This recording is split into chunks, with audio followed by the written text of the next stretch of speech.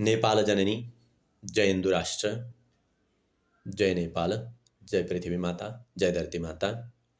आज म छुट्टै विषयमा धेरै समय पछाडि एउटा भिडियो लिएर उपस्थित भएको छु। जो भिडियोलाई सुनेर अथवा भिडियोलाई हेरेर यहाँहरूले अवश्य पनि कुनै न कुनै प्रतिक्रिया दिनुहुनेछ भन्ने म आशा पनि राख्छु। जो विषय छ अग्निस्थापना भनेको के हो अनि अग्निस्थापना किन गर्ने भन्ने विषयमा छ। अग्निस्थापना यानी घिउ, समिधा, सामग्री, मन्त्र अनि अग्निको ज्वाला यी सबै चिजहरू के हुन्छन्, पवित्र हुन्छन् भन्ने चाहिँ हामीले बुझ्नै पर्छ। अग्निस्थापना किन गरिन्छ? के त्यो हो केवल परम्परा मात्रै हो त कि त्यसमा कुनै गहिरो अर्थ लुकेको छ त? अग्निस्थापना केवल आगोलाई अग्निकुण्डमा बाल्नु मात्रै होइन, त्यो त आत्माको प्रत्यक्ष के हो, रूप पनि हो। अग्नि मिडे पुरोहितम यज्ञसदेव मृत्युजम भनेर ऋग्वेदले भनेको छ। अर्थात् अग्नि नै देवता र मानव बीचको जुन सम्बन्ध छ, सन्देश छ, त्यसलाई ल्याउने शक्ति पनि हो भनेर ऋग्वेदले भन्छ। जब हामी अग्निस्थापना गर्दछौँ, त्यो बाहिरी जो कुण्डमा आकृति देखिन्छ अथवा अग्निको ज्वाला मात्र नभएर हाम्रो अन्तरात्माभित्रको चेतनाको के हो, दीप पनि प्रज्वलन हो। किनकि भनिएको छ त के छ भन्दा अग्नि पृथिव्या मध्यस्थो देवता नाम द्वारमिति, अर्थात् अग्नि नै सम्पूर्ण देवताहरूको प्रवेशद्वार हो। अग्निम साक्षिणम कृत्वा सर्वकर्म समाचरेत्, अर्थात् सबै धर्म कर्म अग्निलाई साक्षी राखेर अथवा साक्षी बनाएर गर्नु। यदि शास्त्रीय आदेश अनुसार हरेक कार्य गर्नका लागि सबैभन्दा पहिला दीपक यानी अन्तरात्माको जो दीपलाई प्रज्वलन गर्नुपर्दछ र कार्य प्रारम्भ गर्नुपर्दछ। भनेको छ ब्राह्मणा ब्रह्म हविर ब्रह्माग्नौ ब्रह्मणाहुतम, भगवद् गीताले भनेको छ कि जब मानिस अग्निलाई ब्रह्मस्वरूप मानेर अर्पण गर्दछ भने सबै कर्महरू के हुन्छन्, योगमा रूपान्तरित हुन्छन्। अग्नि त हामीले देख्ने बाहिरी अनि अन्तस्करणभित्रको अग्नि प्रज्वलित छ। जसरी तपाईँ अग्निकुण्डमा समिधा राख्नुहुन्छ, त्यसरी नै ध्यानका माध्यमबाट मनका विकारहरूलाई पनि के गर्नुहुन्छ, अर्पण गर्नुहुन्छ, भगवानमा अर्पण गर्नुहुन्छ। अनि हजुरको आत्मामा ज्ञानाग्नि उत्पन्न हुनु नै वास्तविक अग्निस्थापना हो, न कि अग्निस्थापना भइरहन्छ तब हामी विशाल होहल्ला गर्छौँ। होहल्ला भयो भने के हुन्छ, त्यो ज्ञानाग्नि उत्पन्न हुन सक्छ त? सक्दैन। त्यसैले जब अग्निस्थापना गर्न लागिन्छ सबैले ध्यानमग्न भएर आत्माको अग्निलाई प्रज्वलन गर्ने हो भनेर अग्निस्थापनाप्रति के गर्नु पर्यो, वफादार हुनपर्छ। त्यो नै के हो, ज्ञानाग्नि हो र त्यो वास्तविक अग्निस्थापना पनि त्यही हो भक्तसज्जन। त्यस्तै यथै घांसि समिद्धोऽग्निर् न गर्भस्मसात् कुरुते अर्जुनः न ज्ञानाग्नि पूर्वकर्माणि भस्मसात् कुरुते तथा भनेर भगवद् गीताले भनेको छ। जसरी अग्नि प्रज्वलित अथवा प्रज्वलित अग्निले दाउराहरूलाई खरानी बनाइदिन्छ, त्यस्तै गरी ज्ञान रूपी अग्निले, जो ज्ञानाग्निले सम्पूर्ण कर्म बन्धनलाई, कर्मका बन्धनहरू छन्, डोरीहरू छन्, तिनीहरूलाई जलाइदिन्छ। त्यस्तै अग्निस्थापना बाहिरी कर्म होइन, हजुरको अन्तस्करणको के हो, जागरण हो। यो विधि र विधान सम्मत चाहिँ हुनुपर्छ। विधि र विधान सम्मत भयो भने हजुरहरूको ज्ञानाग्नि अवश्य पनि प्रज्वलित हुन्छ भक्तसज्जन। हरेक कर्ममा अग्निस्थापना किन गर्ने? अथवा अग्नि सम्पूर्ण कर्मका साक्षी देवता हुन्, त्यस्तै साक्षी हुन्। अनि जब विवाहमा पनि दुई हृदयलाई एक गर्नका निमित्त अग्नि साक्षी हुन्छ। जब घर बनाइन्छ त्यस स्थलमा पनि अग्निद्वारा पवित्र गरिन्छ।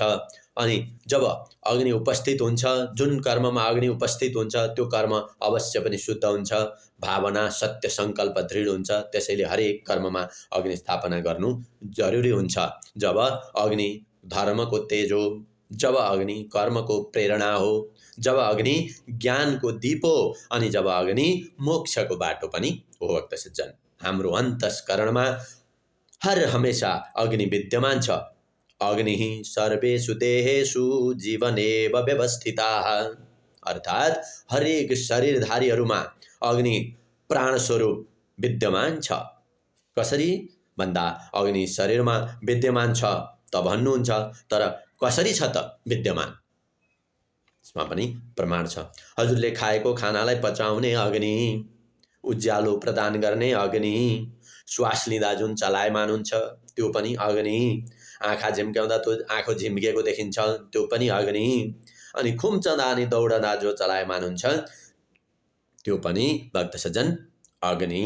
त्यसैले हामीले गरेका हरेक कर्मका बाहिरी अग्नि स्थापनाले अन्तस्करणभित्रको अग्निलाई स्मरण गराउँदछ।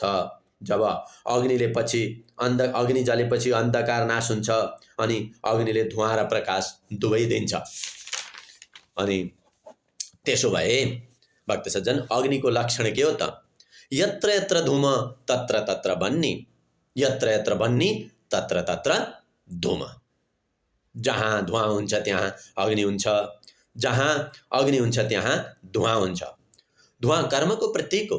जब धुवाँ निस्कन्छ त्यो धुवाँ कर्मको प्रतीक हो भने प्रकाश ज्ञानको प्रतीक हो। जो अग्निबाट जुन प्रकाश निस्कन्छ त्यो ज्ञानको प्रतीक हो। धुवाँ र कर्म र ज्ञानको प्रतीक भयो भने के हुन्छ? शरीरबाट जो अन्तस्करणभित्र अग्निको ज्वाला अथवा ज्ञानाग्नि उत्पन्न हुन्छ। जो व्यक्ति अग्निलाई बाहिर मात्र हेर्दछ ऊ केवल धुवाँ मात्र देख्दछ, तर जो अग्निलाई भित्र महसुस गर्दछ भने उसले प्रकाशमा विलीन हुन्छ। त्यही प्रकाशभित्र विलीन हुन्छ र त्यहाँभित्र परम ब्रह्मा परमात्मा भगवानलाई प्राप्त गर्छ अथवा भगवानलाई देखिराखेको हुन्छ। अनि अग्नि स्थापना कुनै एउटा कर्म मात्र हो भनेर नबुझ्नु होला भक्त सज्जन। हजुरहरूले अग्नि स्थापना एउटा कर्म मात्र हो, यो गर्दै गर्छन् भनेर त्यस्तो चाहिँ नबुझ्नु होला। जो कि आत्मस्थापना हो, हजुरको आत्माभित्रको अथवा अन्तरात्माभित्रको जुन अग्नि छ, ज्ञानाग्नि छ, त्यसको स्थापना हो। जसरी अग्निकुण्डमा प्रज्वलित हुन्छ त्यसरी नै आत्मा पनि ब्रह्मसँग एकाकार भएर जान्छ।